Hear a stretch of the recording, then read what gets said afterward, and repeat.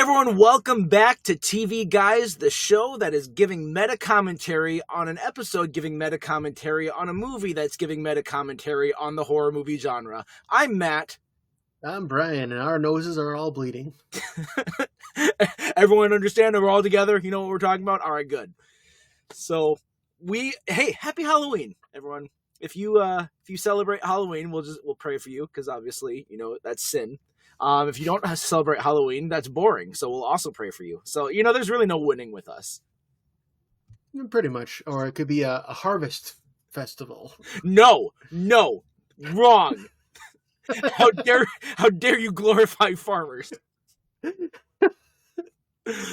Well, hey, we're talking about a great Halloween episode of a TV show, Boy Meets World. And as we speak, Brian, my wife is in the other room watching our beloved Danielle Fisher dance on Dancing with the Stars. So I obviously heard they talked about it on their podcast, and surprise, surprise, Danielle now has a sub podcast all about Dancing with the Stars, which I will not be listening to. What? No way. Yeah. I'm not a big podcast guy. I think people who put out podcasts are just desperate needs for attention and really full of themselves. Like, look at what I've got to say. Just sit down and listen to me. I am a glutton for punishment with podcasts because I have a job where I can listen to podcasts while I work. I don't have a fancy job like you where I can watch things while I work, but I can listen. And so I have two different old streams of podcasts, one about Lost, one about Muppets, that are I'm about 2 years behind on them. So I'm plowing through these podcasts one after the other, trying to catch up, in addition to a bunch of current podcasts that I'm listening to weekly as they come out. It's a lot, and I'm doing it to myself, and I know that. So you brought up Lost, and it reminded me of something that I wanted to share with you, because I was like, oh, that's so funny. So I'm watching through, and I've told you this, I'm watching through the chronological version of Lost. Yep. And I'm at about 2001. And in 2001, one of the things that is happening is Charlie has watched Drive Shaft fall apart, and he's trying to figure out what to do next. And so there's the one storyline where the flashback is he actually acts as a con man, and he's swindling this girl that he meets at a bar named Lucy. Goes back to her apartment and is going to steal something from her so that he can sell it to get money for drugs, and then he actually falls for her. But anyway, I'm watching this. So this is 2001, right? And this episode comes out in 2004, so it's going back and referencing 2001. When he gets back to her apartment or house or whatever, she notes how her dad lives there, and is like, well, where's your dad? She says he's out buying a paper company in Slough. Oh, yeah. And I'm like, I never caught that because I never watched the UK version of Office, which, by the way, the paper company is in Slough on the UK version of The Office. And when did that show premiere? 2001.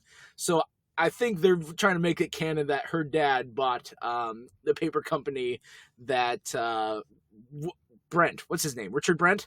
David Brent. Okay, it's not Dunder Mifflin, but what was the company name? Oh, I can't remember what that is. Just watched the show a few months ago. I know. We're so bad. I mean, I know exactly what it is, and you know what? I think I'll go ahead and tell you. I won't hold it over you for much longer. I'm going to tell you right away what it is. It's the Wernham Hogg Paper Company. How do you not remember that? I mean, I remember it so easily. I like Dunder Mifflin better. Yeah. That sounds like an auto parts store. Welcome to Dunder Mifflin. I think if we could probably make a TV Guys bingo card, and I think either one of us bringing up Lost would be one of the slots. Yeah, very easily. Yeah.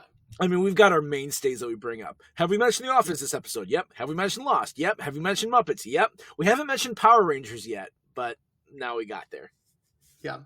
Well, the thing with Lost is at least Lost has a bigger audience. We've done more episodes on Lost than on any other show because that's where our audience is. If people were clamoring for us to do episodes on Muppets or whatever, we would do more, but I don't think that's going to happen. Yeah. At work, when it was on September 22nd, I in my meeting I'll do these virtual backgrounds every single day that have something to do with the day, and so every now and then I'll text Brian something. He's like, hey, today's the anniversary of Muppet Babies or whatever, and he's like, how did you know that? I'm like, well, I'm looking it up so I can have a virtual background for something. That's how it happens. You are better than me at anniversaries, I will say that. But I've always remembered Lost, September 22nd, 2004. And so I had like a background for Lost, and then someone asked me about it. I'm like, yeah, it's the anniversary. And then everyone's just like, oh, I hated Lost. I hated how it ended. Lost was terrible. I'm like, all right, guys. I liked it. I thought it was great. Sorry. I was alone in my feelings. You were alone on an island. I guess. You were the Desmond. Stop it. So how much time have we wasted talking about not Boy Meets World? Because that's probably 5 minutes. If I've left all of it in, about 4 minutes. If I've cut it out, maybe less. Who knows? I'll decide on the... Hey, and so listeners, if you didn't just hear us talk about random stuff for 4 minutes, I did you a favor by cutting out our what would be pre-show chatter. That's not a favor. That's some gold right there. We gave you podcast gold, sirs and madams. Yeah. But we have an episode of TV from the late 90s to talk about from a beloved TGIF staple, Boy Meets World. When this boy meets world. Why did I commit to that? I'm sorry. I don't know why I felt like doing that. You're the one who sings more on this podcast than me. It's true. I'm a singer. What can I say? Mm-hmm. And I'm not even masked. So, Matt, I remember. So I started watching Boy Meets World. I remember the episode. It was the Shallow Boy episode of season 4 the first one I watched live, and I was hooked on the show. And I don't remember the details of how, but I remember that my mom wouldn't let me watch this episode. And what I mean by I don't know how, like it was before the days of like streaming and picking episodes. So I don't know if she saw on TV Guide or a promo that it was going to be a Halloween one, or if we had a tape. But I remember like, Mom, can I watch this one? It's really good. It's so good. And she'd be like, no, you can't watch that one. It's too scary or whatever. I was like 9 or 10 or however old at the time. And I remember when I finally watched the episode, it was like, this is the best episode ever, because it was built up from like not being allowed to watch it. And now, I mean, I like it. It's a good episode. I don't have the same enthusiasm I did when I was that age for it. No, I mean, one of the things that was good about it at the time was the parody meta nature of the episode. And now we've just been so inundated with meta humor that's not as good or as funny. It's like cringe humor. Everyone loved The Office because of this cringe humor at the beginning, and now cringe humor kind of has had a full circle. It's like that's not as popular. It's still there, but we've kind of grown out of the cringe humor a little bit. Which I have a limit for cringe humor. There are some scenes in some shows where like I can't. I'll turn the volume down and I'll wait a couple minutes. I can't listen to this, and then I'll turn it back up when it comes. I can't name any examples off the top of my head, but I have a cringe limit. Apart from the obvious Scott's Tots, I'll usually just skip that episode entirely. Wait! They're lithium. Oh, it took me. See, that's how much I skip it. It took me a second. No, most of the time, I get your Lost references right off the bat. That wasn't Lost. That was Office. Well, I get both shows references off the bat. So speaking of Office, I know we keep coming back to Office. I know this is a Boy Meets World podcast. I'm sorry, but speaking of the other night, Angie and I are talking, and I'm talking about how like earlier in the day she had asked me to do something, but she's like, "Oh, you could do it this other time." But when you're married and when you are or in a long-term relationship, you can tell when someone actually wants you to do the thing that they said first, and like that timeline, and that like that's what I prefer versus the other. And so I had interpreted that she was like, do it this time. So I tried to do it in that time, and it ended up not working out. It ended up being a whole kerfuffle. So we didn't fight, but we had a disagreement about it. And so we're talking about like how I thought that she clearly wanted that. And so in the middle of that, I just go like, clearly you want the marmalade. Like the reference to Robert California. It's like, that is a deep cut. Like, how do you come up with these deep cuts that actually make sense in the conversation? I'm like, there's not too many Robert California quotes and I'm going to pull out, but somehow that was there. Yeah. And I know what you mean of those situations though. There was a time that Sabrina was like, did you want to go out to the garage and get a drink? Like, you want me to get you a drink? Yeah, if you would. It's like, okay. You're phrasing it like, oh, did you want to? It's like, clearly you want me to do this. Clearly you want the marmalade. Yeah. All right. So good. Moving on topic to Boy Meets World. I'll be better. I'm just as bad as you are. I'm giving a disclaimer. So this episode is not exactly what I would call full of plot holes, because because it's a dream sequence, and because in and out of universe they're kind of like not taking themselves too seriously. Yeah, you have to kind of almost take it to like cartoon logic. Like when Eric rips the phone off there, disconnecting the cord, and is still able to talk through it. It's not a plot hole. They knew what they were doing. It's just like a joke. It's not. It's like when you watch Roadrunner cartoons, you're not going to be like, well, actually, I think an anvil falling on a coyote would kill him. I mean, the double Shawns at the end is like the biggest one. Or like right away when Kenny is killed, the hand comes from behind the wall, turns it off, and then when the lights come back on, he's dead on the other side of the room. Like, there's no way this killer would have turned him off from the hallway, somehow teleported in the room, killed him, and then teleported out again. So if you're expecting us, I mean, we'll bring up these things, but they're not plot holes. It's like when you wake up from a dream and you're like, what? I was in like my childhood home with my current coworkers. Why did I not realize that didn't make any sense? It's because it's a dream, and all that stuff. When you look back on it, you realize, oh yeah, that clearly had made no sense. It's sir, like that. Mr. Feeney, sir. There is one. It's not a plot hole, but there is one thing I'm gonna call out once we get to the end of everything, and we've talked about all this though along those lines. Gotcha. And one more thing. So I told Matt I would explain. So our little name tags for ourselves. Mine says dinosaur, and in parentheses, I'll explain. So I've seen this mentioned on another podcast. If you go to IMDb for this episode and the cast list, there's someone credited as Dinosaur. It says for this episode cast, Dinosaur, uncredited. And it's like, maybe it's the janitor, because the janitor is like Kenny is credited and everybody else is credited. The janitor's not, because he was technically, if we learn this from the podcast, he's technically a featured extra because he doesn't have any lines. And it's like, who is this dinosaur? And I remember listening to a recap podcast a few years ago, a different one by the fans, not by the cast. And they were just, and their joke was, okay, I guess it must be Janitor Dinosaur. But I have no idea if that's who it is. So if you know who Dinosaur was in this episode, let us know. Obviously, good old Jason Madison. Yeah, Jason Madison, whoever that is. And it doesn't even show like a picture or how old this guy is, because if he was around the same age to be like the janitor, then that's who I would guess, because it's the only other character in there, unless it's the fake Shawn killer, because there had to be someone else in there in the suit. I have no idea. Oh yeah, it could be. Mm-hmm. And that's just how they named him.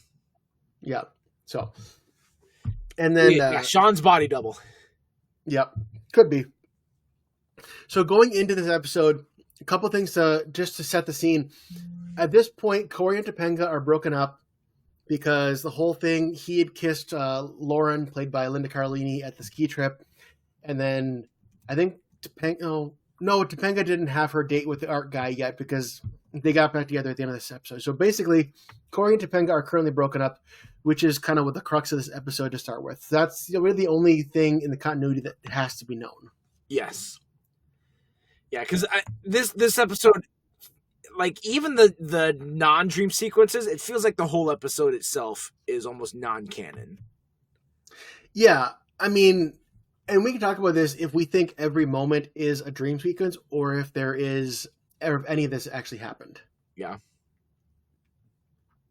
So we start out in the classroom. It starts out just like a regular episode, and Corey is wanting to sit in Shawn's spot in the back, and there's some back and forth. Like, I don't want to sit in your spot, and Corey's like, well, then if I sit there, I'm going to smell Topanga's perfume, and I'm going to see her shirt rise up when she lifts her hand to answer. And Shawn's like, oh, then I will take your spot. And then random character, again, brought in to be the one who's killed, so that our main characters don't get killed. Kenny. starts asking to borrow a pencil. Now, I was not the ladies' man in high school. I know, shocker, right?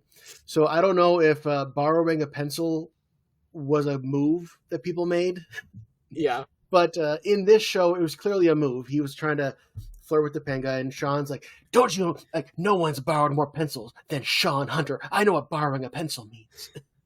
And that was following the heels of like him saying, "Well, I'm not going to be between, like, I'm between you guys, but I'm not going to come between you. Like, I'm staying out of your relationship drama." And then Kenny innocently asks for a pencil, and Shawn gets in his face and attacks him about it. You can clearly tell. I mean, Shawn cares more about their relationship than they do at this point. Yeah. With the introduction of Kenny, I know that this episode, like, it's parodying a couple different things, including Scream and including I Know What You Did Last Summer with the inclusion of Jennifer Love Hewitt.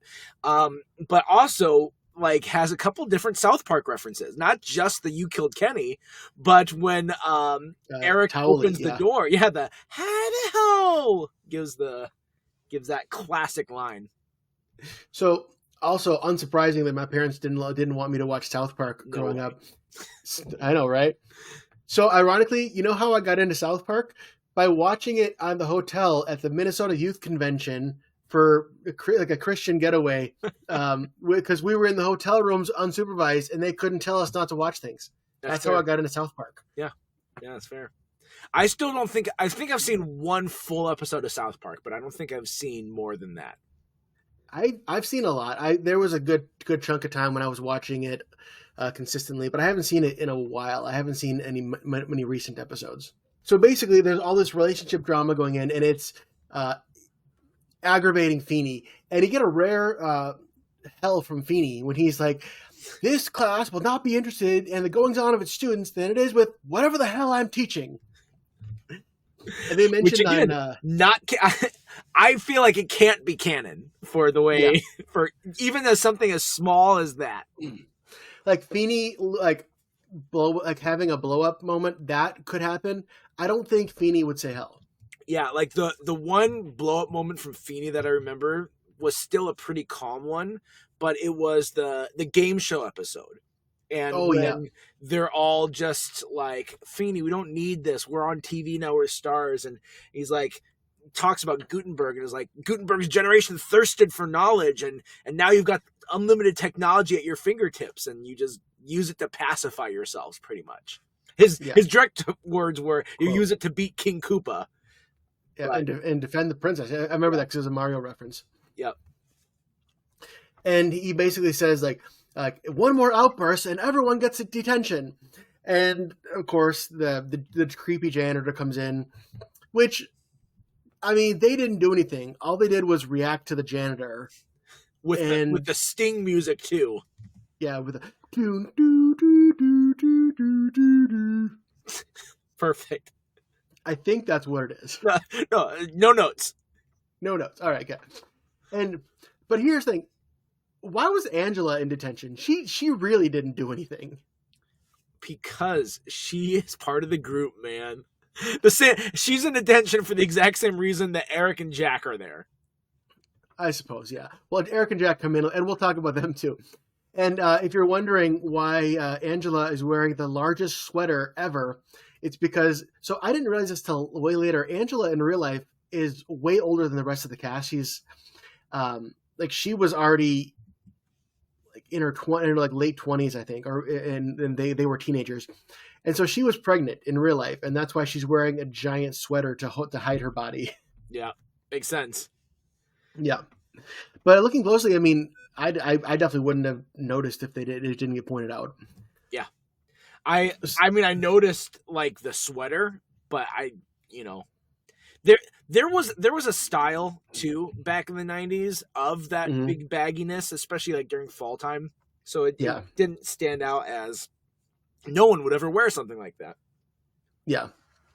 And this show slowly starts to seem like a horror movie, starting with the doors being locked, which is another hint that something's off and it's a dream, because, I mean, Corey makes a joke about it, but I don't think you can legally lock kids in detention. It's against the Geneva Detention Convention. Yeah.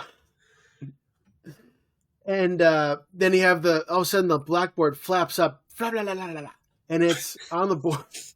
I'm trying to do sound effects now. You're really setting the scene well here. Yeah. You're Steve Carell and Bruce Almighty. Yeah.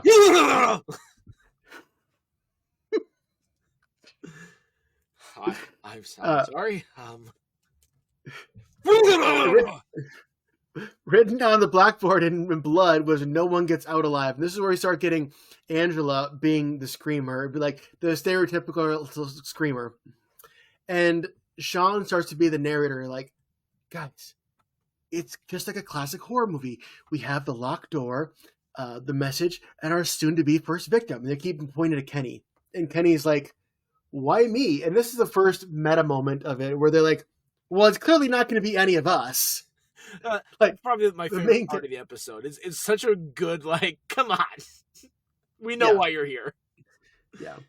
And another reason I'm able to enjoy this show more is because, like, even if you haven't picked up that it's a dream, this isn't the type of show that's just going to, like, murder Feeney and murder everybody in the show. You know that there's going to be some kind of twist. I mean, it's pretty obvious that it's going to be a dream towards the end. And it's not to get too far ahead of ourselves, but I mean, Kenny dying, like, that should upset them. But then, like, oh, Feeney did this. And then Feeney shows up later and it's like, oh, Feeney, admittedly killing Kenny was a bit far, but you know what? You taught us this lesson. Like, no, of course they're not going to be like, murder's fine. In order for us to learn what we need to learn, you had to do it. I get it. And if that goes back to the dream logic, Shawn might be like, was I okay with Kenny dying? And I'm wondering, in their world, is Kenny an actual student in their class that Shawn, like, projected this onto? I'm going to say Kenny, he just conjured Kenny up in his mind? Yeah. Because I don't know if there was an actual detention that ever happened, you know? I don't think anything in this episode actually happened. But before we're getting ahead of ourselves, before Kenny happens, they have, like, the thumping, like, dun dun, something horrible is going to come through that door. And he opened the door, and it's our first South Park reference with Eric going, "Hello."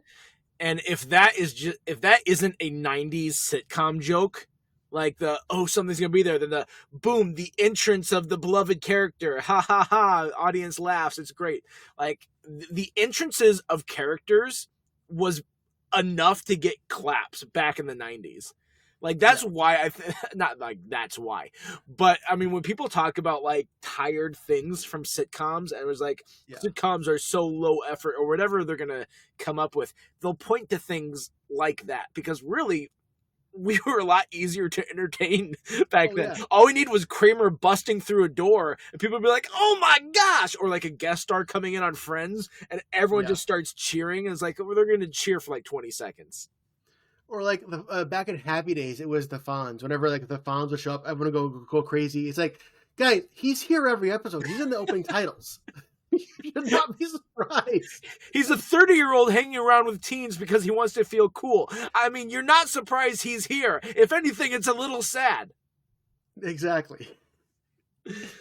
And this goes back to the you have to suspend your disbelief, dream logic, cartoon logic, because Eric and Jack have graduated. They're in college, and they said, "Oh, we had a hankering for basketball, so we decided to go back to the John Adams locker rooms." Which means they went to their old high school, which is not even Jack's old, Eric's old high school, to play basketball. There's nowhere else to play basketball after school. It's just not something that happens. It isn't. I'll give you this. It isn't a small town, because that does happen in our small town. But there's only the one gym. Like, we don't have a YMCA or anything like that. I don't know how big of a town Boy Meets World takes place in, but I mean, it's enough to have its own college. So I can see your point, but I'll say I don't suspend my disbelief, because I know plenty of people who go to the school's open gym that are like 40 years old. And so, okay, I suppose. I was thinking, they go to Pembroke. I bet Pembroke has a gym or a basketball court. Yeah, I'm sure that does. Unless it's a small enough town that this is a small school itself and doesn't. And if that's the case, why do they even have a college? If you don't have a gym, what are you even doing as a college? North Central had a gym, and we had like 12 students. That's true. And now we're down to like 9. Just cutting corners left and right. Does your mom still work there? She does. My mom is, I think she's like second or third as long as like seniority of how long she's worked there, because she's worked there since the early 2000s. Is it kind of like the real president, where if the president of North Central dies, like she gets to step in? Is there like a chain of command? I don't think so. I think she's farther down the list, but yeah. It sounds like it's pretty flexible though for her, for hours and such. There you go. That's because she knows where all the bodies are buried. It's like, listen, young buck. I've been here longer than you have been peeing your pants. I don't know what that means.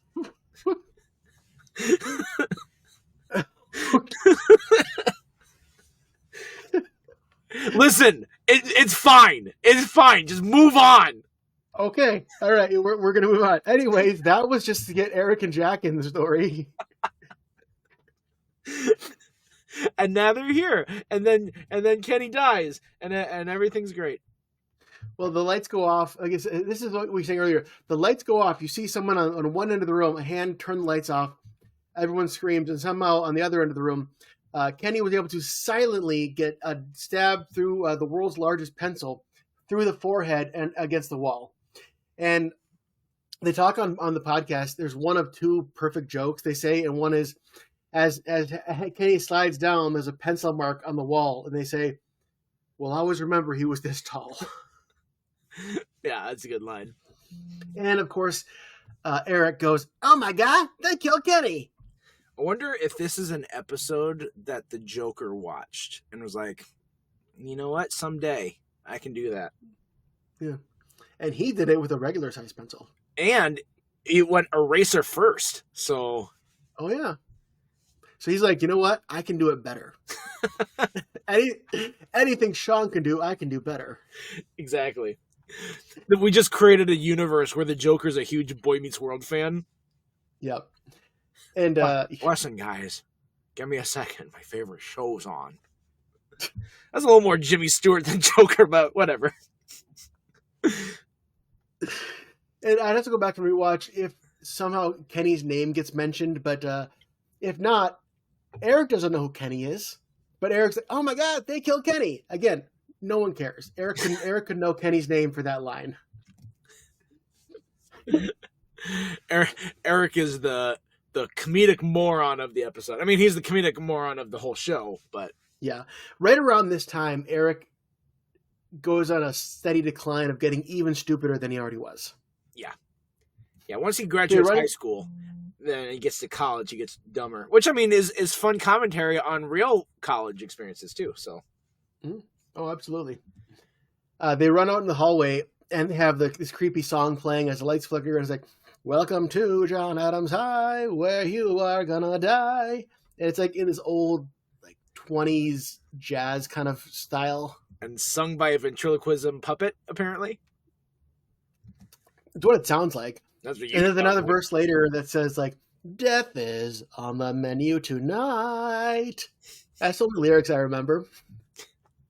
I had actually completely forgotten about the song, and then when I was watching, I'm like, oh, I remember that. Yeah, and this is where Shawn's... it's foreshadowing a number of things. Well, first of all, the episode is called And Then There Was Shawn. So they're kind of tipping their hat from the beginning. Yes. And Shawn starts being like, I know how this is going to go. I've seen more horror movies than anybody else, which... that totally tracks. Shawn would be the horror movie fan. Oh yeah, he's the Jamie Kennedy from Scream, but for this episode. Yeah, and I love this is actually a really smart moment, and it was actually a legitimate jump scare the first time I saw it. When he's like, "What's going to happen is there's going to be some masked figure that's going to run by, and none of us are going to see him." So then they all turn to the back because it looks like there's a lot of room in the background. Yeah, they're setting it up. They all turn. And then someone comes by right in the foreground with like this loud shrieking sound, like I can't do it justice. Yes, but it's like your classic slasher jump scare sound with the killer in like the ghost face mask going right in front of the camera, and of course no one sees him. Yeah, but to your credit, it is a better jump scare than you'd expect out of a TGIF episode. Yeah. They don't have any others that are like that good in the episode, but this is the only one that could actually really pass as from a horror movie. Yeah, I agree. And this is another meta thing they have. This is another meta joke, and probably one of the more racier jokes of Boy Meets World. They're like, "Is anybody safe?" And Shawn goes, "I'm just going to say this whole scene for verbatim." Shawn goes, "Yeah, virgins. Virgins never die." And then Corey looks at Topanga, "Thanks for saving us." And then Eric and Jack are like, "I'm dead. I'm dead." And Shawn, this might be my favorite line. It is my favorite line. He's like, "I'll get as sick as you can get without actually dying." Like that more so than the murder part of this episode was actually the surprising thing that they got into the TGIF episode.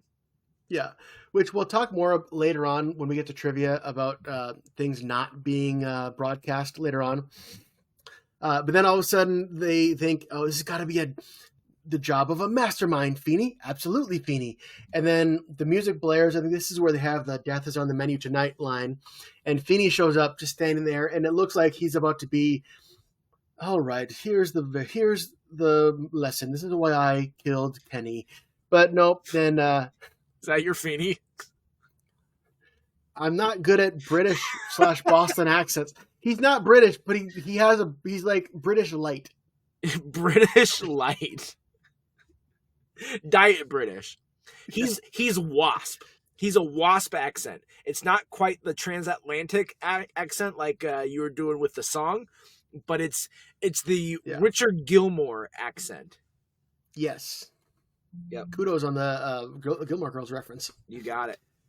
Yep. It's fall, so I mean it's on the menu. Yep. Feeney falls to his knees and he falls down, which they said in the podcast that William Daniels actually did this. That he had knee pads under his pants, of course, but like he actually fell down, face planted, like multiple takes of that, which is, I mean, he's Bill Daniels. He could have just said, "I'm not doing that."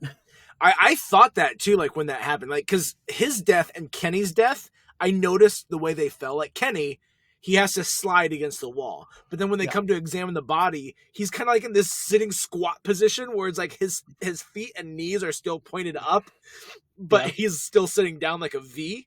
And I'm like, that has got to be uncomfortable for the actor to like slide that way and then like, "Oh, this is how I died." It looks weird. It looks uncomfortable. So then when he died, I'm like, oh, he really, he went to his knees. I thought I remembered him just falling flat, forward, which would also hurt.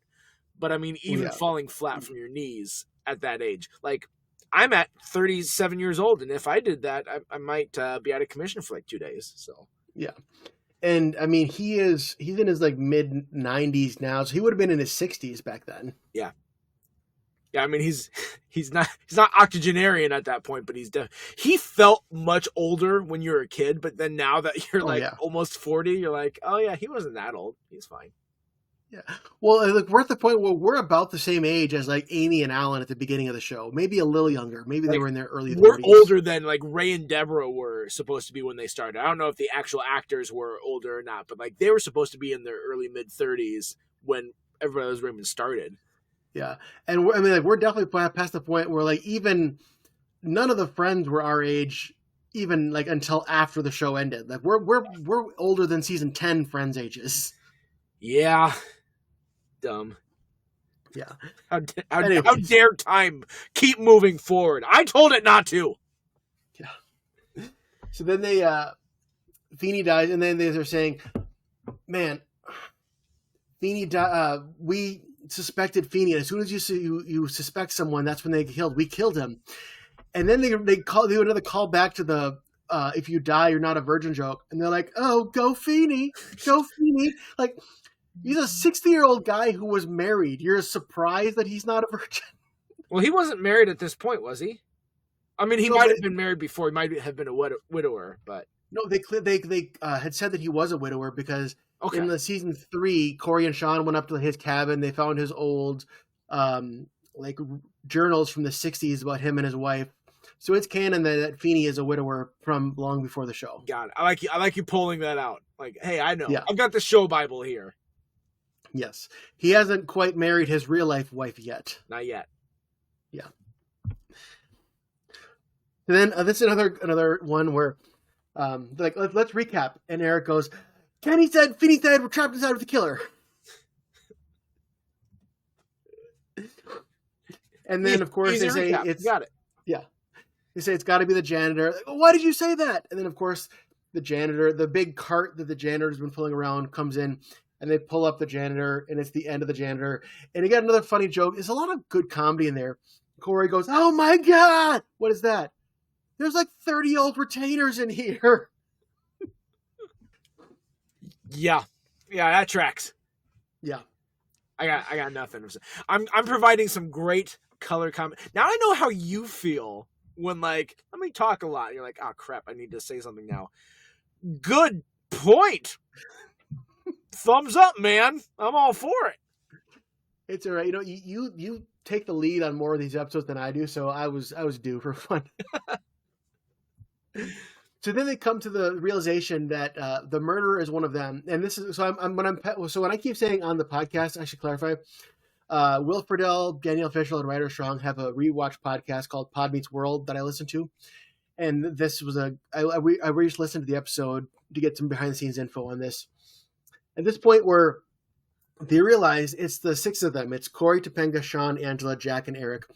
The killer has to be one of them, and they're all like looking at each other. And they said they wanted to get a panning shot, like one shot left to right of all of them looking at each other. They could not hold it together, and they could not stop laughing. They said they were they were really annoying the director of this episode. They said rightly so, and so that's why it cuts to like different two shots. They could get individual shots. They could not get one long panning shot of them looking at each other. Come on, you're professionals. Yeah. And Corey goes like, "One of us is a cold-blooded murderer," in a French accent, which they say that was the kind of thing that Ben Savage would do in run-throughs, but he actually snuck it into the actual episode this time.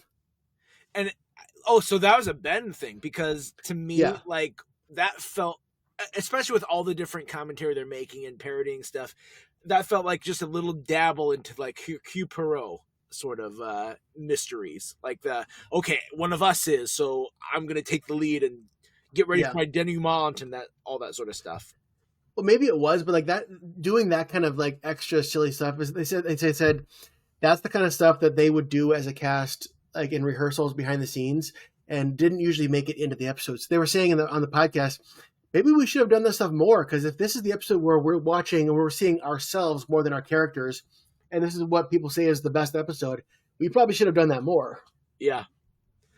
I'm always of the opinion, whenever I'm on stage, you always tend to shrink back more than you tend to over deliver. And so I will be like, let me just make myself bigger, and then the director, it's their responsibility to pull me back. And so I think, especially for like these teens and stuff, like keep digging, keep finding what's funny, and keep making it bigger. And then the director is going to let you know when you've gone too far, and they have a good grasp of what that is. And if you never go that far, you usually wind up with something great. Mm. Exactly. I think that's a good call. Although I will say, like, I'm aware of I'm good at a lot of things. I'm not the best actor. Well, you're a star of such projects as Kairos and Jeremy. I am a supporting character who has no business acting. Hey, at least you memorized lines and didn't just read them off of a script right below the camera. Okay, so listeners, this is a video that we made, like, 15 years ago, that Matt wrote and directed with our youth group about this kid named Jeremy. And I played a teacher. I was like, 20 years old, and I was supposed to be like a 45-year-old teacher. And I got one ad lib that made it in. I remember I was supposed to be unimpressed, and I was like, "Come on up, show me what your presentation." And I was like, "Come on, dazzle me." I remember I made that up, and I was like, "Where did that come from?" But when we aired that, we showed that to the youth group. That line got a laugh, and I'm like, "Yes, that's my win." Nailed it. And we actually did 2 different movies with the youth. We did that one, and then we did Kairos. And okay, so Kairos, in it was like all these different people going through different things, like their stories kind of interweaving and intertwining over like the course of one weekend or whatever. Yeah. And one of them was like this guy who he's in love with this woman who her mom's in a coma and the guy's a doctor, and and I played that doctor. The doctor, his wife had died like years before. Come to find out, the woman in the coma actually like had been the one who like hit his wife as a hit and run and drove off. And so then he was like so overwhelmed with anger and bitterness, he ended up like killing her as like during the coma, and like, you know, you do it as the screenwriter's like, it was an untraceable drug. I don't know what it would have been. So he does something so it doesn't get traced back to him or whatever. And he gets away with it. And I just remember like when I wrote this, because I wrote it, I was like, I want to, I thought of the scene of like him killing, like the shock value of that scene, like, oh, that'd be so cool. But then I also wanted the happy ending for everyone. And those two didn't go together. And so it gets to the end and this guy gets away with murder and everything's fine. And then Paul, the youth pastor who's been on our show, he's like, what? What is that ending? Like, wait a second. He gets away with this? And so when he's like teaching the youth afterwards, like, if this was real life, you know, he probably would have gone to jail. If this wasn't like he had to do this disclaimer.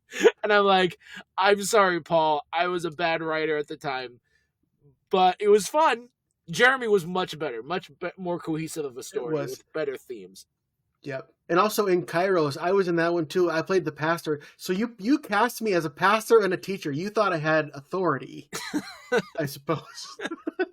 Little did I know. Yeah, and the police chief who told you your wife died was like a 14-year-old girl. Was that Alyssa or was that Morgan? That was Morgan.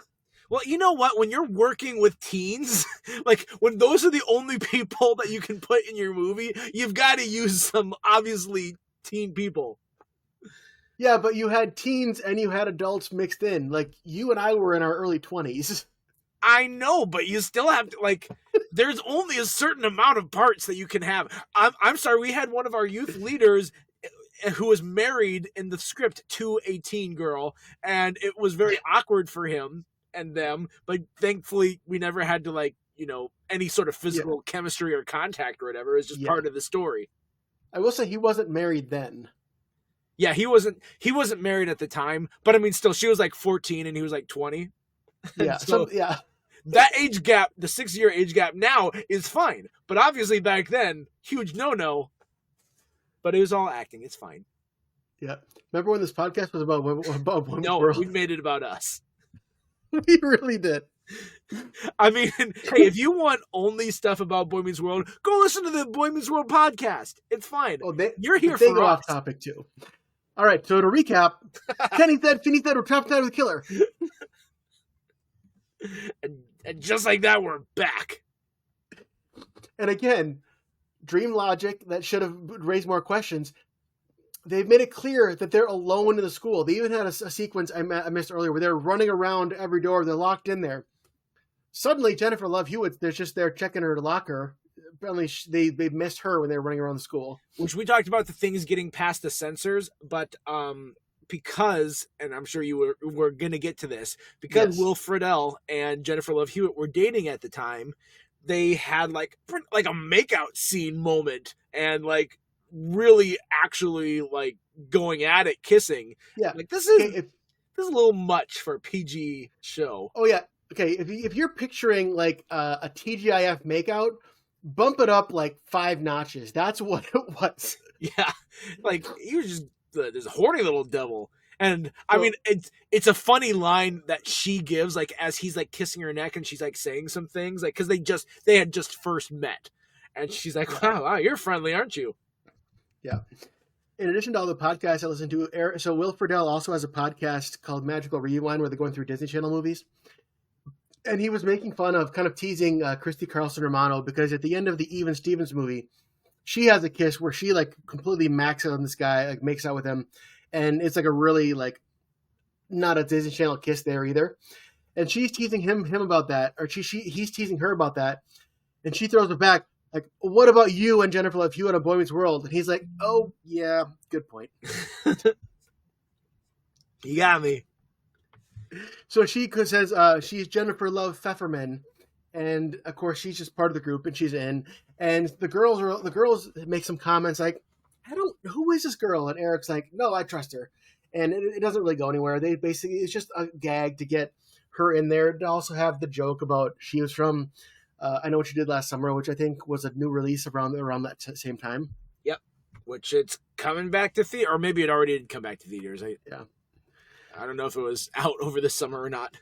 Yeah, and they have a funny moment. So the phone rings, and Feffy, I'll call her Feffy, that's Jennifer Love Hewitt, screams, and then a weird beat where Angela looks at her into like disgust or offense, and she screams.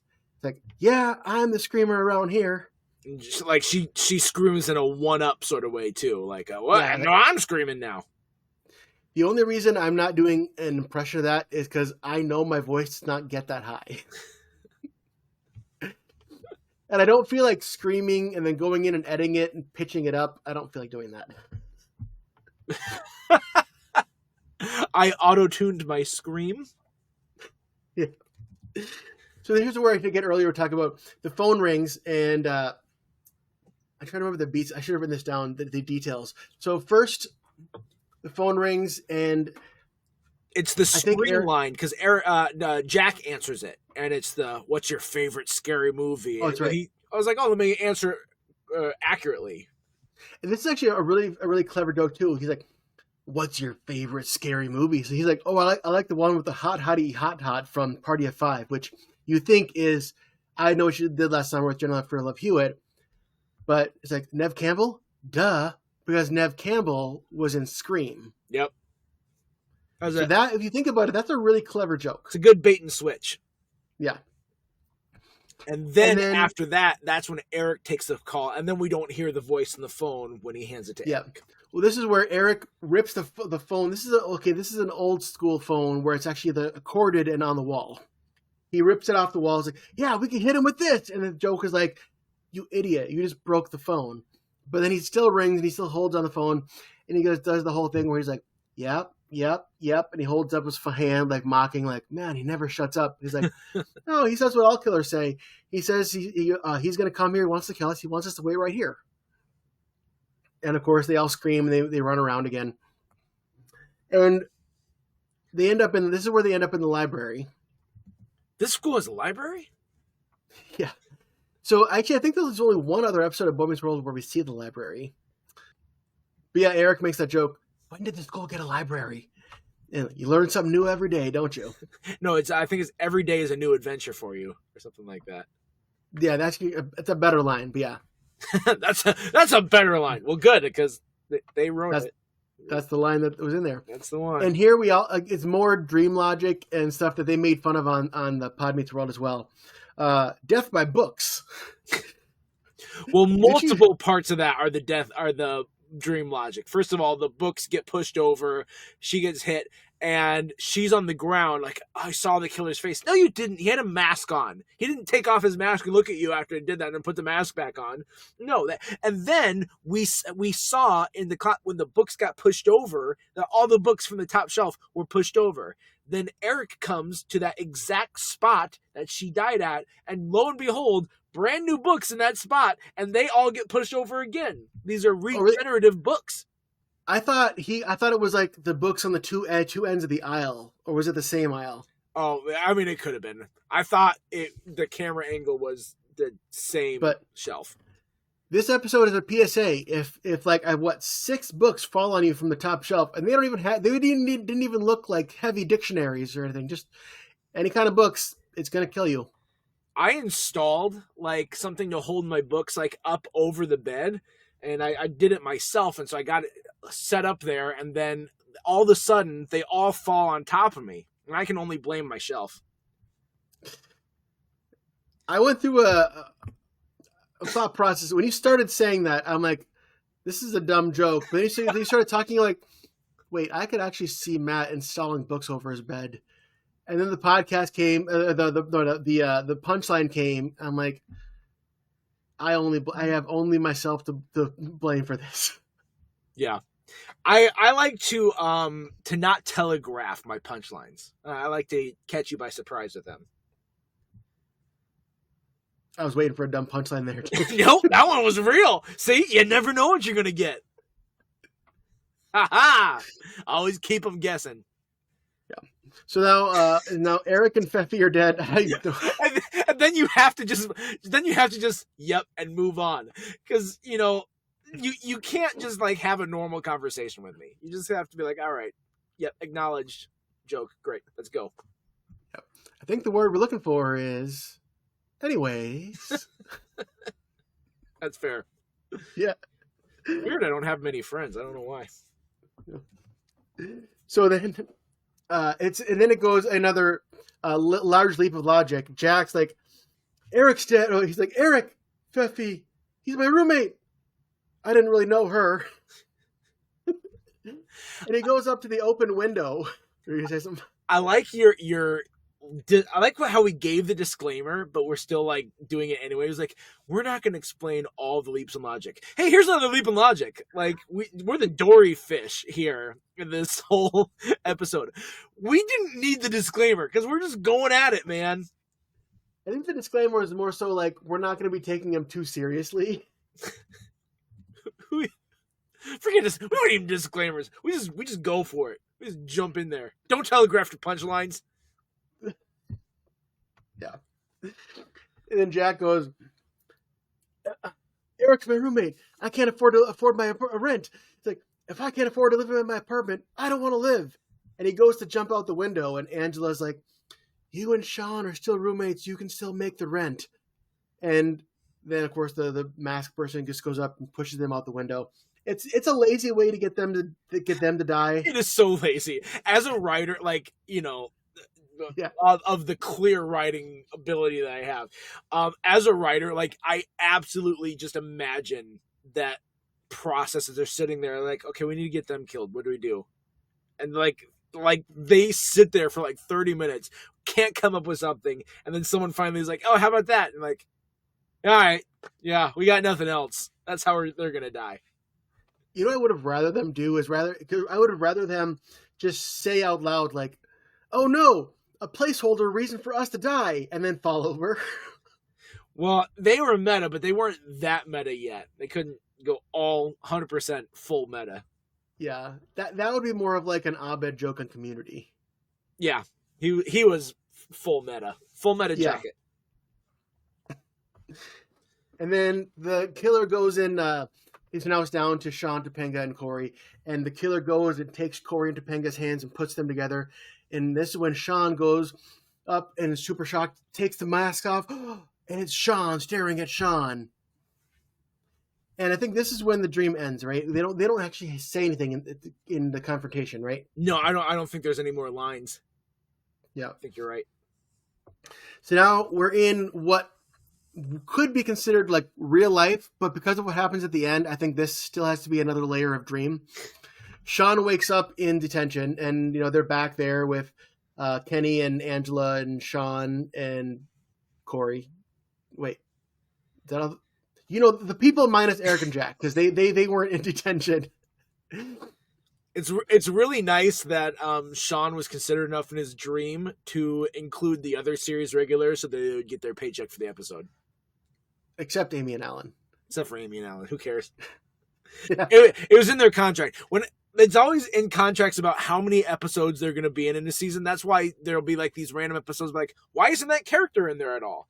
Yeah, I mean, even Scrubs was like, JD eventually was able to get 1 or 2 episodes off each season. So it'll be like, for some reason, JD's not around here. Yeah. Well, and in Boy Meets World, Corey and Shawn are the only 2 characters to be in every single episode. Yeah. Anyways, Shawn wakes up, and then Feeney is like giving the death stare, and as Corey says something like, Feeney's looking at you like he's going to kill you.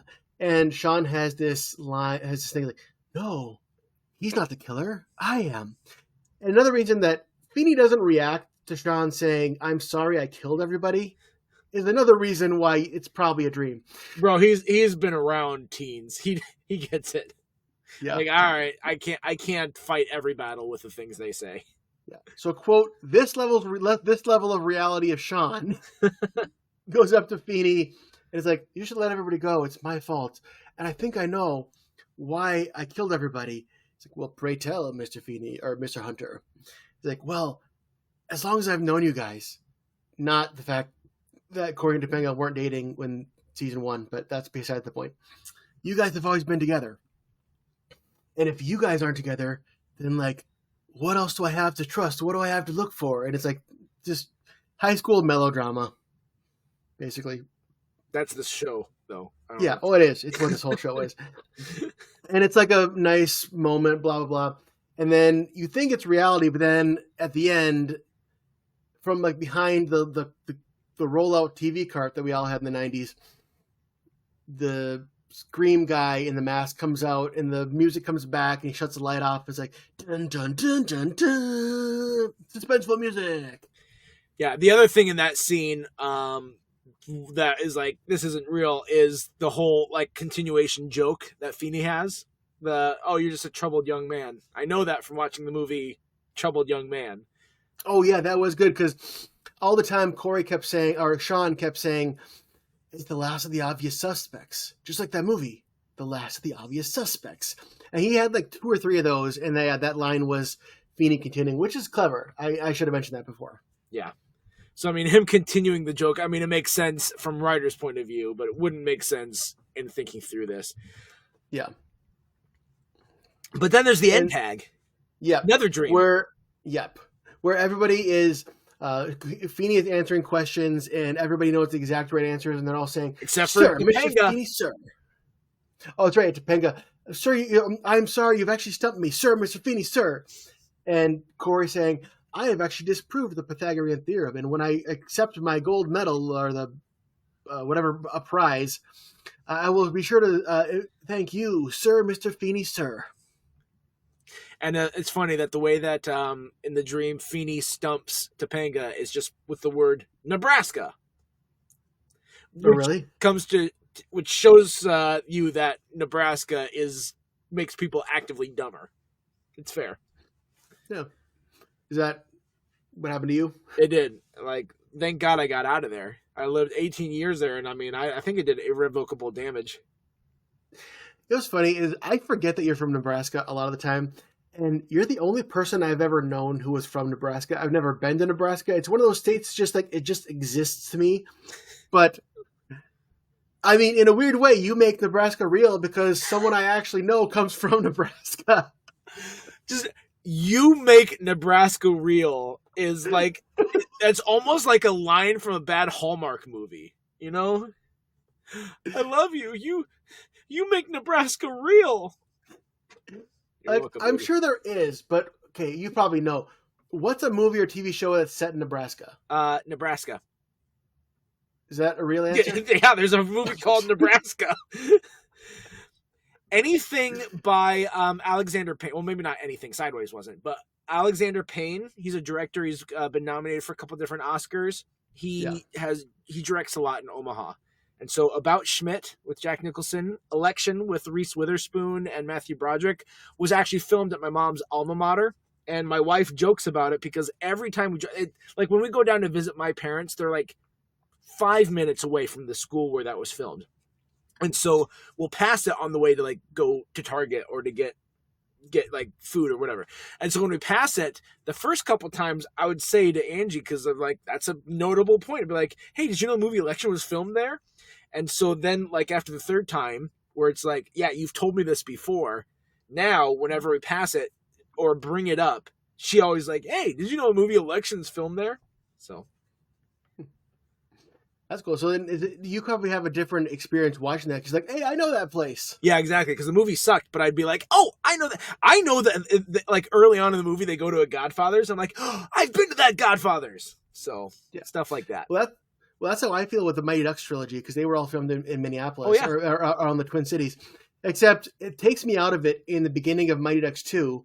It's like, you cannot rollerblade from the Stone Arch Bridge to Mall of America, then back to downtown Minneapolis. These are not, and somehow in the middle you end up in Minnehaha Falls. These are not locations that are rollerbladable. I've seen people point that out with like things in New York where it's like, wait a second, they were in Greenwich Village, then they're suddenly in the Central Park, and then they're back to the financial district. I think Home Alone 2 might be one of those things where like Kevin is touring around could be, the city, and I think he goes to these spots that are like way far away from each other. Yeah. And then another thing that you might catch on, so there was a YouTuber who reviewed all of the ABC shows that went to Disney World. Kind of like we did an episode about that a couple years ago. Nice. But he's breaking it out like one of the characters said, "Oh, let's go to this area of the park," and he's like, "That's not where you go. You're going in the exact wrong direction for there." Yes, yeah, absolutely. Like they're talking, they're in like Epcot, and they're like, "I want to ride Splash Mountain. When do we get to ride Splash Mountain?" Well, first of all, you got to go to a different park for that. All right, or stuff like that. I definitely would catch all those, but I'm like, all right, I get that you guys don't know what you're talking about, and you probably are actually told by Disney these are the things to be focused on. Yeah, but it's like all these kind of things. There's always something that someone can be taken out of. Like, I mean, I'm sure medical shows make up stuff all the time, and like, I have no idea. You could make up the name for any medication. Oh, that probably is a blood pressure medication. I don't know. Oh, I thought of one specifically. Roseanne, not for medical, going back to Disney, but Roseanne, when they went to Disney, they did this big deal about like the rope drop where they're like rushing right away in front of everyone, and they're in Magic Kingdom when they do that. But yet, Dan really wanted to drink around the world, which is in Epcot. So he's running to get to a part of the park that's in Epcot. He's in a completely different place. So there you go. And I remember you mentioning that when we did that episode about those shows. There you go. Boy, that one really stuck in my craw then. I know there's some other ones, like I think the step-by-step was like, I've got to do every single ride. Oh, yeah. Was that supposed to be like every single ride in all the parks or just in one park? They don't specify, but I would assume so. Because I remember him running in front of the big ball at Epcot, but I believe he was in Magic Kingdom for a lot of the day. I thought. Yeah. So. And I don't think you can physically do everything in all of the parks in one day. Oh, no. Like, people right now, when they're like, I'm going to go to all 4 parks in one day, they still will only ride like 2 things. And even if you didn't wait in line, the ride itself can still be like 30 minutes. And so it's not possible. Like, I know the ride itself is like 4 minutes, but it's like there's pre-shows and they're like walking through the line and getting from one point to that line, going through the line, even if you're not waiting in it, getting onto the ride, going through it, getting off the ride, getting out of the gift shop. All of that you can't probably do for most things in under 15 minutes. Anyways, so we're almost done. So we're talking about we were in the middle of breaking down a specific scene and then went down a huge rabbit hole. All because of Nebraska. Yes, maybe Nebraska does stump people. It does things to us. It really does. So to recap, everyone is praising Feeney, sir, Mr. Feeney, sir. And then Feeney wakes up and everyone is being like unrealistically wild and crazy. Like even Topanga is going like, yeah! And like throwing paper in the air and being all crazy. And he grips scissors like, I'm going to kill people. And again, they have the music like, dun, dun, dun, dun, dun. And that's our episode. And that is why I'm like, this can't be canon. Because if it is, that's outside of the dream world. So that means that's actually happening. Which means Feeney was literally had the impulse to murder teenagers. And he had to control himself. That's not a man you want around your kids, educating them. And like I said, the real Topanga would not be like crazy throwing papers around either. Yeah. And Shawn says something about the major export of Nebraska being tortillas. And Topanga's like, oh, tortillas! It was you could tell that was just them having fun. It was. One other thing I forgot to mention. So we mentioned that Will Friedle and Jennifer Love Hewitt were dating at the time. They mentioned this on the podcast. Apparently, I don't know if it was Michael Jacobs, the creator of the show, or like the writer, but someone behind the scenes told him, yeah, I brought Jennifer Love Hewitt on and to have her character die because you kept saying you guys were going to be together forever and I knew you guys were going to break up. It's like, what a move. And luckily, it turns out they did break up shortly after this episode aired. Because he killed her. That's why. That's it. That's the one. So if you see Jennifer Love Hewitt now, that's just a vampire. Which she's in 911, so you can watch that show. She looks very different than she did as a teen. Which partially is just, you get older, you look different. But also, you're in Hollywood, so you shove plastic into your face. That happens. All right. I mean, a doctor does it for you. you get someone to shove plastic into your face. I as a parent, had kids shove Legos into my nose while I would sleep. So I mean, it's kind of like that. Don't consider it like, oh, that makes sense. You can just treat it for what it is. I was trying to think of a comeback. I don't want to just like completely like ignore your jokes. I'm like, but I'm not quick on my feet, so I don't know what to say to that. So I go, huh. Well, then take up jogging. You'll get there. Yeah. All right. So overall thoughts. What do you think of this episode? For me, it's not my favorite episode. Like, I like shows that are within the canon, but this is like a fun detour. I get the hype of it, and it's definitely one of the more iconic episodes, but it's not my favorite. Yeah, it's always fun when you have an episode do something different. I appreciate gimmick episodes. It doesn't mean that they're going to be my favorite, but like Community was, especially in the later seasons, pretty much every episode was a gimmick episode. But even if it's not the best, you can still have a lot of fun. Like the documentary crew of Abed early season when he's trying to film his, like the first one that he did where he's like trying to make a video for his dad or something like that. I like that better than like the Heart of Darkness episode where bringing in Luis Guzman. And so I think, the Community does so many specific genre episodes that you're going to love some. Every one of them is going to be someone's favorite and someone's least favorite. Yeah. And so it's fun when you can have these episodes like that. And Smallville did that too. But they had to like really make it work because they couldn't do as big of a departure of like it's all a dream as this. They had to find reasons why Kryptonite or Krypton or whatever caused something for them to be like, oh, this one's the horror movie. Like they had a Saw episode, so they have to have like this character be crazy and act like Jigsaw and kidnap Lionel Luthor and make him do these Saw-like tasks. And so like they did those sorts of things, and it's notable when these shows will do that. Yeah. But I mean, some of your favorite stuff will be like the big episodes, like the graduation episode, the wedding episode, some of those more heartfelt moments. Well, and like Boy Meets World has 3 different episodes where they make it into a time travel genre. One of them in the last season, do you remember this one where Corey and Topanga are married and she is caught into a vortex in the closet and gets sucked into like a 1920s novel? With Fez, Mr. Feeney's Fez hat. Yep. And they do one where they're in the 50s. They do one where they're in the 40s. Yeah. Yeah. This episode too, I feel like the writers revisited this well, where maybe this episode did well, but they revisited this on the opposite side with Corey, where he's having these string of dreams where he keeps killing Shawn. And they didn't show those dreams until like the last one, because they're like, well, we're not going to show these graphic things.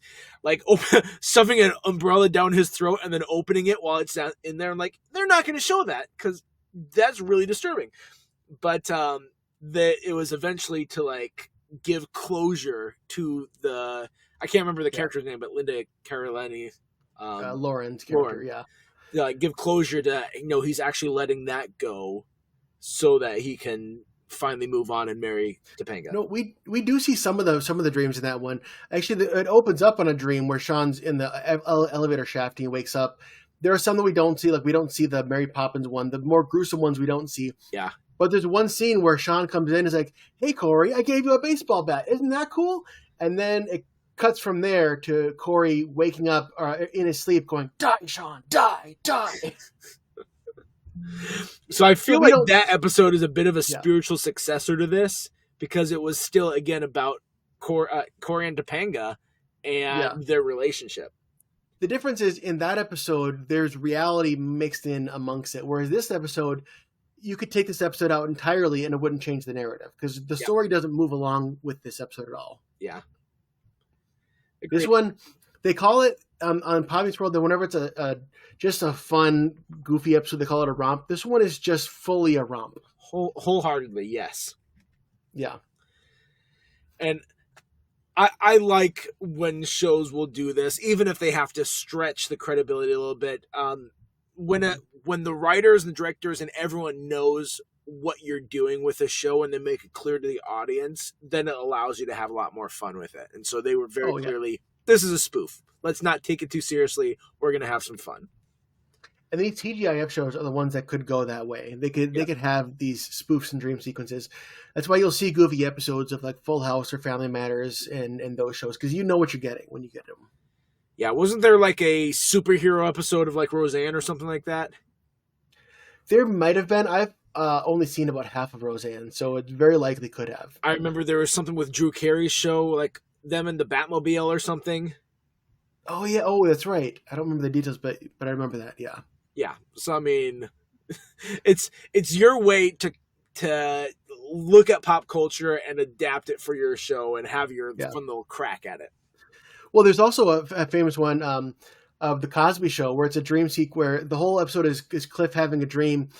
And then it starts out with like he's meeting every character, like all the family members, and they're all doing weird dream things. And then all of a sudden the Muppets, like the actual like Sweetums bursts in the door. And it's like he's doing the Muppets.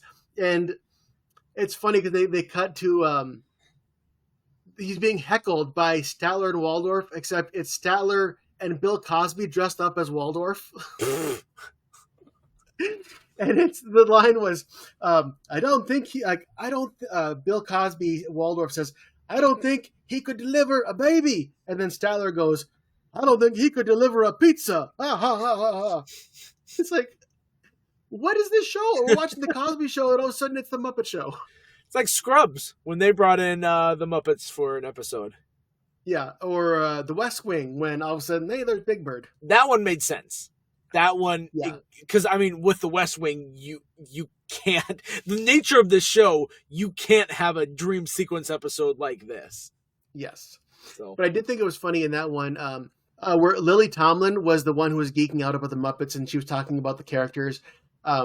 Lily Tomlin is one that has done stuff with the Muppets before, so like it's fun that she was the one that was all for it. Well, we did it. We got back to Muppets. You didn't think we would, but we did.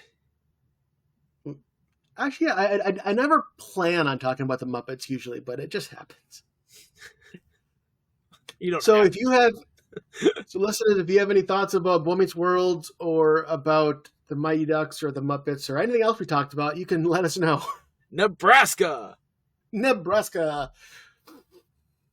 if you come from a state that isn't real to me, you can make that still a state real to me, like Matt did for Nebraska. Yep. Just remember, they have a unicameral legislature. Yep. I don't know anybody from Wyoming, so you could be my first Wyomingite. You know what a unicameral legislature is? What is that? They don't have like the House and Senate like all other states do. House and Senate is combined for making laws. So it's all, their Congress is all together. They don't have to, let's pass it in the House, then send it over to Senate, and Senate has to pass it, and then we can push it through. It seems a lot more efficient. Yeah, I feel like it is. So, yeah. There you go. Matt, do you have anything else before we go to trivia? I don't. I was thinking I don't have anything. Last week we talked about Seinfeld, and Matt, I'll throw it to you for your question. So there's an episode where Elaine is dating I believe it's a masseuse, either a masseuse or chiropractor. Sorry, that's the part that doesn't matter. But she's dating a guy named Joel Rifkin. Now, at the time of this episode, Joel Rifkin was in the papers because he was a serial killer. And so the whole episode was about like, well, you can't be dating a guy who has a serial killer name, and all of her friends were judging her for dating this guy, and she had to do all this clarification. So she really wanted him to change his name away from a serial killer. So the question was, what does Elaine want Joel Rifkin to change his name to? And ironically enough, the name she said was, you should go by OJ. This was before the OJ, like even before the Bronco chase, before we knew what was going on. He had not been arrested yet. I think it was like 6 months before that happened. And so this episode aired, and then all those months later, OJ gets in trouble for murdering his wife. I feel bad for OJ. You know what? They actually never really found out who murdered his wife. So hopefully someday that killer can be brought to justice and he can have a sense of peace about it. Yeah, I also feel bad for the Seinfeld writers because they almost seem like they probably feel like, did we do this? No, it's the Simpsons predicting things. We talked about this show and some of the jokes that were a little racy. Even so, this episode did make it to air on Disney Channel because this show was syndicated to the Disney Channel.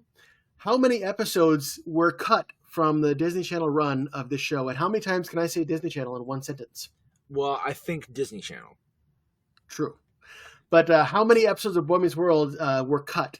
These episodes are on Disney Plus. So Disney Plus has the full episode list, but how many of them did not make it? This episode wasn't in syndication on Disney Channel? No, this one was. Okay, I thought it was because I'm like, I'd seen this one. I thought it hit. Yeah. There were a number of episodes from Boy Meets World that were cut from Disney Channel. Question is how many? There's at least one because I know of one. And when I finally watched that episode, I'm like, oh, I've never seen this.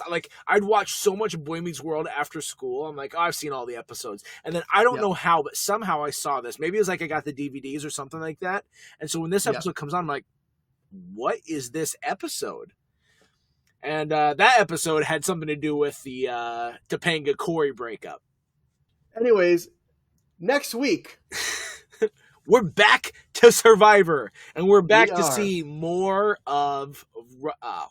Rupert. I had Russell in my head, and I was like, it's not Russell, but it's close. And so I had to pause to remember what his name is. I'm sorry, Rupert. I'm sorry I've let you down. But we're back to see him and the other survivors. I think I'm like 2 episodes in, and so I still got a good amount to watch. And this is my favorite season. This is the one I know the best. All Stars is my favorite. I remember it was a big deal when it first aired because it's the first time they ever brought contestants back for a second time. I'm surprised at who got voted out second because I did not remember. I thought I remembered them going further. And I thought it was because I remembered who was voted out first. And I thought the second one was another winner. And it wasn't. So...